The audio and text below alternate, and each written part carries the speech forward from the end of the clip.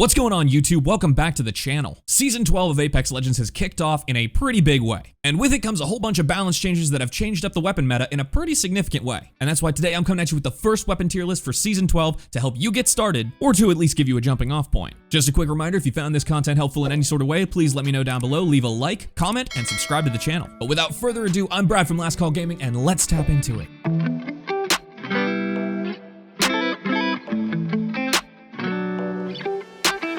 Alright, quick disclaimer before we get started, these are my opinion and you are free to disagree with it. Just remember, it's okay to be wrong. This is designed as a jumping off point for new players or returning players, but if you're a professional player, you're probably not watching this video anyway. So without further ado, we're gonna go by category of weapon this time around. Kicking us off, we have the CAR, which is very simply an S tier weapon. It is very versatile, very strong, saw no nerfs this season, and minus the slightly unwieldy recoil, there is no reason you shouldn't pick this up. Great as a close range primary, or a secondary if shotguns and long range aren't your thing. I don't have a lot to say about it, so we're gonna move on to its counterpart, the R99, which is by every measure a worse CAR. And I know a lot of people aren't gonna like this. In a world where the CAR exists, there is no reason that you should be picking up the R99 unless you are super comfortable with it. It's still a great weapon, but it's not better than the CAR, and for that reason it's an A tier. Next is the new care package Volt, and this thing is terrifying. They buffed it to the moon. It basically takes all of the problems that the Volt had to begin with, which was the fact that it was very punishing, and basically made it so that it doesn't punish you at all. This thing is a literal laser beam and makes for a very scary care package weapon. Do not sleep on this. And for that reason, I'm putting the Volt in S tier. The alternator is now back on the floor, and basically the only thing that they did was remove disruptor rounds. Now that it's back on the floor, it feels very good. It's really clean. In fact, the basically perfect vertical recoil makes it really easy to control.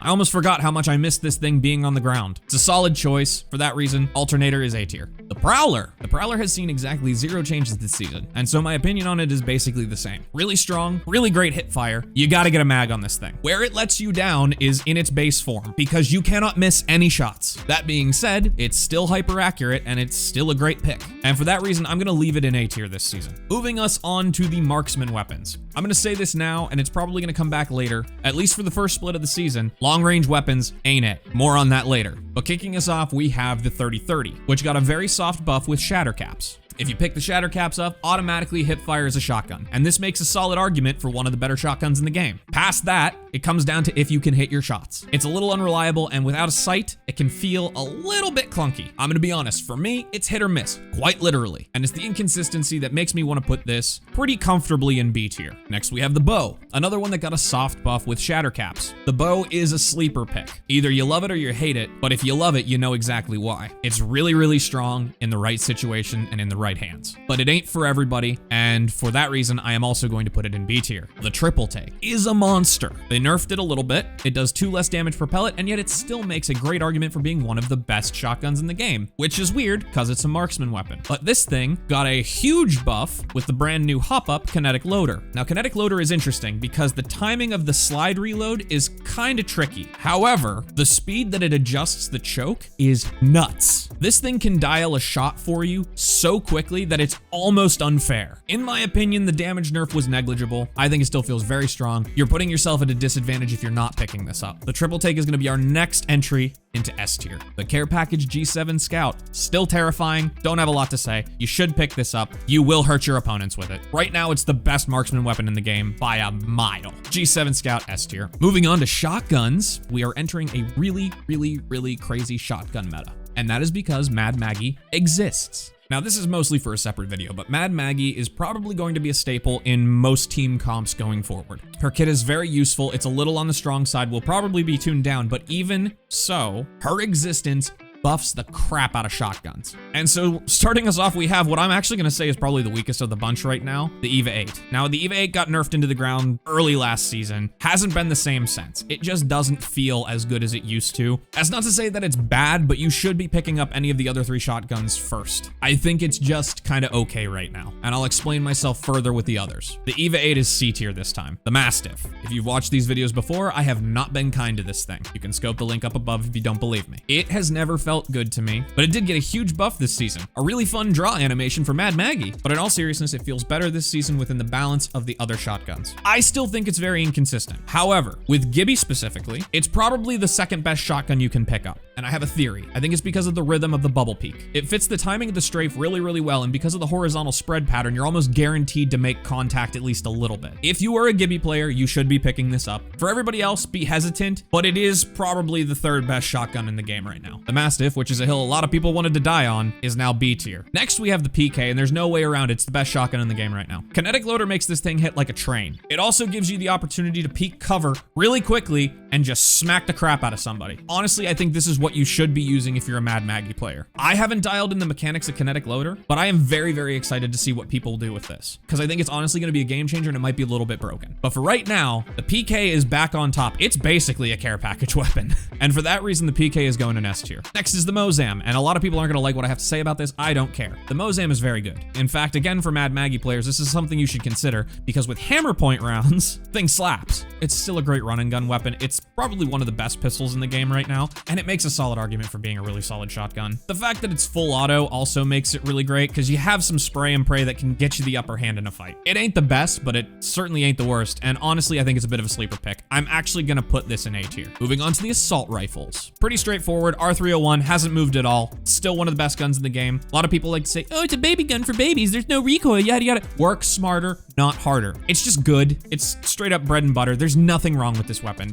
Pick it up, use it, full stop. R301, S tier. Flatline, much to my chagrin, got a really, really unfortunate series of nerfs. One direct nerf and one not so soft nerf. It now does one less damage per bullet, which doesn't sound like a lot, but it actually puts the TTK below the 301 now, which doesn't feel great. But where this thing really got hit was when they put it in a replicator. So now you have to spend your hard-earned credits on a stock flatline that is now weaker than the 301. And while it's still good, you shouldn't be spending your hard-earned crafting materials on it. And solely because it's now harder to get and a worse pick, I'm gonna put it in A tier. It's still like really good, but like you have better options that are just in the ground loot pool. I don't know, this is not a hill that I'm totally willing to die on. I would actually like to have a discussion about this down in the comments. Let me know what you think. Would you still pick this up? Is it worth it to you to spend crafting materials on it? Let me know. But for now, we're gonna move on to the Hemlock, which is still very good. Who knew? Still very good, still very accurate. Don't have a lot to say about it. Hemlock is A tier. Not quite as good as a full auto weapon, not quite as good as a full-on Marksman. It's solid, sturdy pick, A tier. The Havoc, another one, not a lot to say. With a turbocharger, A tier. Without a turbocharger, it's fine, but I'm not sold enough to put it in A tier or S tier. I think the Havoc is kind of B tier right now, compared to everything else. Up next, we got the Long Boys, the sniper rifles. And I'm gonna try and go through these pretty quickly. There's not much to say. It's just not a sniper rifle meta right now. And because of that reason, the charge rifle's all the way down at the bottom today in D tier. Compared to the other three, which you should be picking up, very inconsistent, very unreliable. It's a fine cheese gun. In a pinch, off drop, if you're up close and personal, you can hip fire someone into the ground, but otherwise the other three are better picks. Full stop. The DMR got the same small nerf as the flatline, but is almost justified in spending crafting materials on. In a long range meta, this would be much higher up. And if you can hit shots with it, you know, go nuts. But compared to everything else and sort of where everything feels right now, I'm gonna put this in B tier. And the same can be said with the Sentinel. In this case, you don't have to spend your hard-earned crafting mats on it. And it is basically a baby Kraber. But, and I'm gonna keep hammering this home, we're in a shotgun meta. A very definitive close range shotgun meta. I don't think ranged engagements are gonna be the thing for a minute. I think you're better off with marksman weapons for the most part, and so I'm also gonna put the Sentinel in B tier. The Kraber, the only weapon you should actually go out of your way to pick up. No matter the meta. In past tier lists, the running joke has been the Kraber gets his own tier. Now, I certainly wouldn't hammer that into the ground over and over and over and over again, would I? Sure would. Kraber gets its own tier, above everything else. Thank you for coming to my TED Talk. I will not be taking questions at this time. If you know, you know. That segues us nicely into the LMGs. And man, it's a real tough time for LMGs right now. It is. The Rampage got nerfed. The L-Star got a soft buff. The Devotion hasn't seen any changes, period. And the Spitfire's the Spitfire.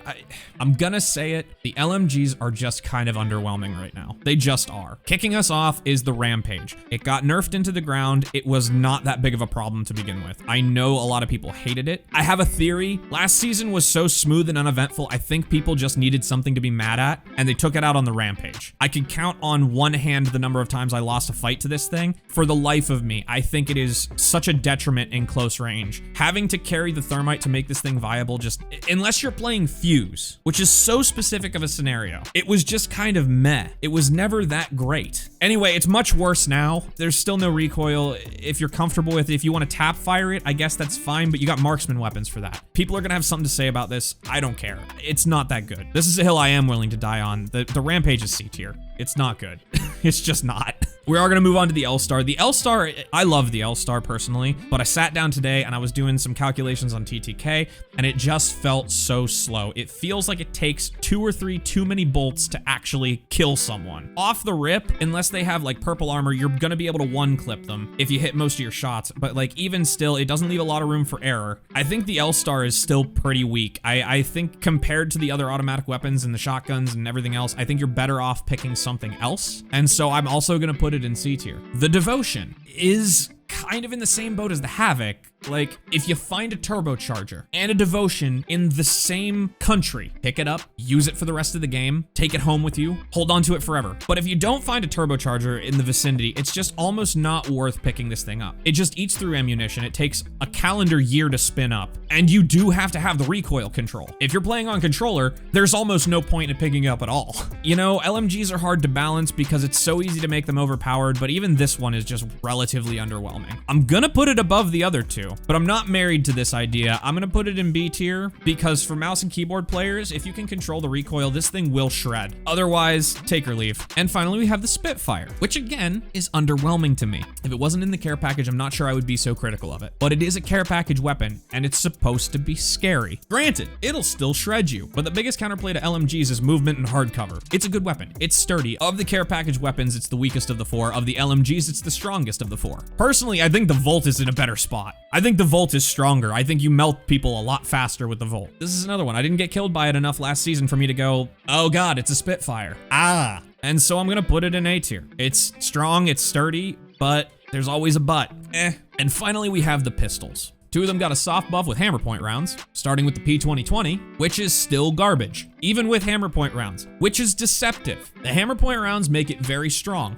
That does mean, however, that you're hitting your shots. And when you're moving and in a tight situation, probably not with this. This never seems to work out in like high pressure scenarios because you really can't miss with this thing. If you do, it's gonna punish you. Spec'd out, it's like okay, but again, that's only if it's spec'd out. I'm putting the P2020 in D tier with the charge rifle. I think right now the charge rifle just not great compared to everything else. And I feel the same about the P2020. And that's gonna segue us into the Re, which is right now making a really weird and uncomfortable argument for being slightly better than the R99 in a certain situation, and that's if you have hammer point rounds and a magazine. Without it, you're not one clipping anybody. It's just not happening. But if you find those 2 things, you're gonna melt people and it's not gonna feel good. You're gonna go, that shouldn't have happened, and I don't like that this worked. And again, it's situational. Without the spec, the Re is actually still pretty good too, which is like really confusing. I'm actually willing to put this higher up than I'd like to. I'm gonna put it in B tier. And then finally, last but not least, we have the Wingman. And I'm not gonna spend time on it because everybody knows it by now. If you hit your shots, S tier. If you don't hit your shots, D tier. But everyone likes to look at tier lists as if everyone's hitting their shots. And so I'm gonna put it in S tier. It's just stupid strong, and it